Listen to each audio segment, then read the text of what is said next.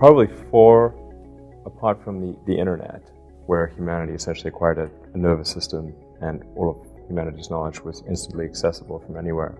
There's sustainable energy, so the transition to sustainable production and consumption of energy, hopefully the extension of life to another planet, writing genetics, and AI. I'm more optimistic than Stephen Hawking or Martin Rees, who's that astronomer royal. He thinks it's quite likely that civilization will end this century. But I'm personally more optimistic about civilization, and I did say multi-planetary. You say, what's the future you want? What's the future that seems, that'll be a good one?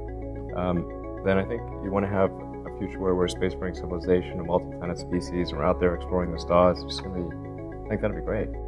But I mean, a strong second, and I think for some people maybe it will be the first motivation, is the preservation of the future of consciousness and human civilization as we know it. I mean, I think we have effectively created a kind of a superorganism. Before the internet, and particularly before advanced telecommunications, communication was incredibly slow. It would have to go from one person, literally, to another. Suddenly, all the world's information, all of humanity's knowledge, is instantly available to any person. That's just like one cell in your body having access to all the information about the rest of your body. We are going to face, in the mid part of the century, and particularly the latter part of the century, a demographic implosion, the likes of which we haven't seen, including the Black Plague.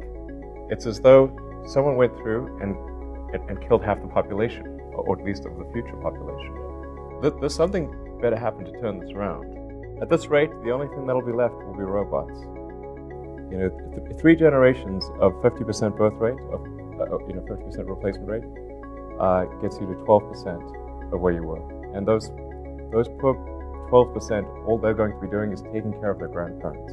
I mean, eventually there just won't be people at that rate. The other, I think religious extremism is obviously a concern. If that grows over time. Yeah, I won't mention the third one.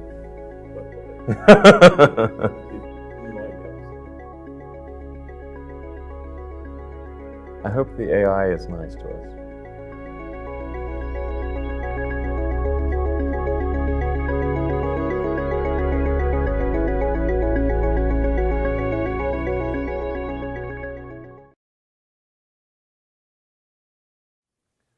Well, I think there's going to be probably 4, apart from the internet. There's the internet as sort of class as one sort of really big innovation, where humanity essentially acquired a nervous system and all of humanity's knowledge was instantly accessible from anywhere. But in the other areas, I think there's sustainable energy, so the transition to sustainable production and consumption of energy, hopefully the extension of life to another planet, sort of depends on what pace progress is made in space transport and how long somebody lives, I guess. But then reading and we have reading genetics more or less, but writing genetics and AI. You have a confidence that we have the capacity to do those things, the human species. We're doing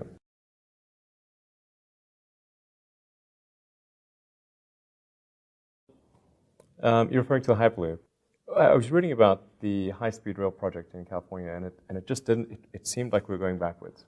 So it's almost like instead of going forward towards the Concorde, we actually went backwards towards the DC-3. That doesn't make any sense. Japan had some pretty impressive trains that they implemented in the 80s. Then China implemented an even more advanced train. So it seems that one should, in the UK and California, we should try to say, okay, what can we do that's a step beyond that? Not from the standpoint of one-upmanship, but rather from the standpoint of feeling that the future is going to be better. That's the thing that's, if you get up in the morning and you think the future is going to be better, it's a bright day. Otherwise, it's not. I'm not actually against high-speed rail. If we just did high-speed rail that was, say, a step above the Shanghai line. Yeah. Shanghai line is state-of-the-art in China. Right. Let's just take it just a half a notch better than that, right. and and then make sure we've got a straight path from LA to San Francisco as well as the Milk Run. Totally cool. I'm not saying we have to do the thing that I thought of. I just want us to have like a badass transportation system. I'm more optimistic than Stephen Hawking or Martin Rees, who's that astronomer royal. He's also quite. He thinks it's quite likely that civilization will end this century. And he's head of the Royal Society. You know, he's a smart guy. I hope he's wrong. But I'm personally more optimistic about civilization, and I did say multiplanetary. So it's not from the standpoint of like, oh, let's go have one planet but somewhere else. You know, we want to have multiple planets, and I mean, have some. I mean, if you can imagine some. You know, I hesitate to use the word utopian society in the future. But if you say, what's the future you want? What's the future that seems, oh, that'll be a good one? Then I think you want to have a future where we're a spacefaring civilization, a multi-planet species, and we're out there exploring the stars. It's going to be, I think that'll be great. Yeah.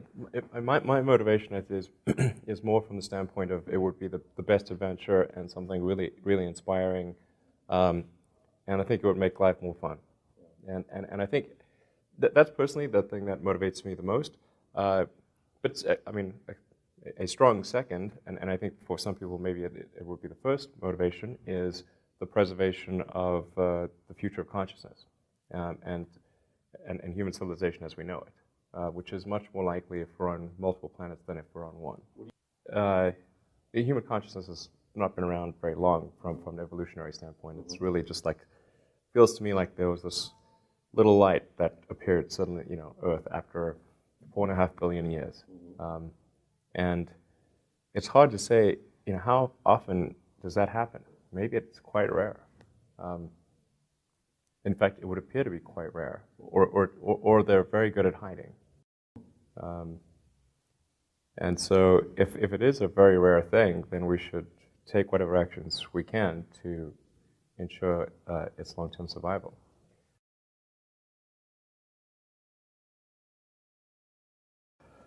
I mean, I think we have effectively created a kind of a superorganism.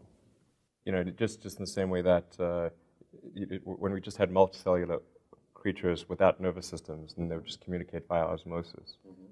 And before the internet, or particularly before advanced telecommunications, communication was incredibly slow. It would have to go from one person, literally, you know, to another, and maybe at best that person could carry a note from another person. That was, but it's still literally person to person. So unless one person bumps into another person, they're pretty much not going to communicate. And with telegraph and the telephone, and then the internet, particularly the internet, suddenly all the world's information, all of humanity's knowledge, is instantly available to any person. And that's just like one cell in your body having access to all the information about the rest of your body. It is evolution on a new plane. I think demographics is a real issue where people are not having kids in a lot of countries, and you know, very often they'll say, "Oh, I'll solve it with immigration." Immigration from where? If Europe has an average, or many parts of Europe have an average of a 50 or 60, you know, they're only at 50 or 60% of what's needed for replacement, or China for that matter, they're at half replacement rate. Where exactly are we going to find 600 million people to replace the ones that were never born? I think people are going to have to regard, to some degree, the notion of having kids as almost a social duty, within reason. I mean, just if you can and you're so inclined, you should. You know, it's like otherwise civilization will just die, literally. The birth rate is strongly correlated to, well, it's inversely correlated to wealth, inversely correlated to education, and correlated to religion. So the more religious you are, the less educated, and the poorer you are, the more kids you will have. And this is true across between countries and within countries. in the U.S., the highest birth rate is in Utah with the Mormons. Yeah. I think if you're saying what are threats to civilization, the lack of people is obviously a threat to civilization. We are going to face in the mid part of the century, and particularly the latter part of the century, a demographic implosion, the likes of which we haven't seen, including the Black Plague. The math is obvious. When did China ever experience a 50% reduction in its population? Never. I mean, basically, pre-writing, okay, because no one's ever written of such a thing. Even the Black Plague, I mean, the Black Plagues would go through, I think that they might have demolished like a quarter, but never a half.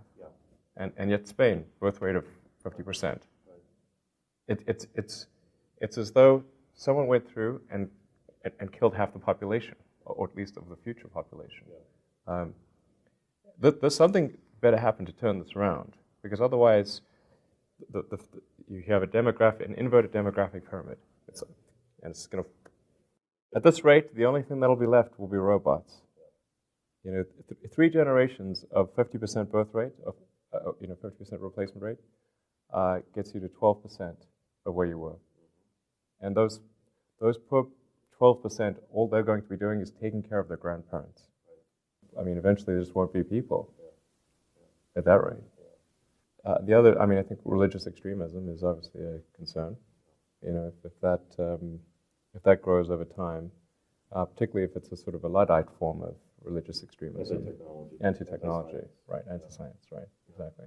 Then that's an obvious threat. Yeah, I won't mention the third one. What? Go ahead. In your mind, you have to say it. I hope the AI is nice to us.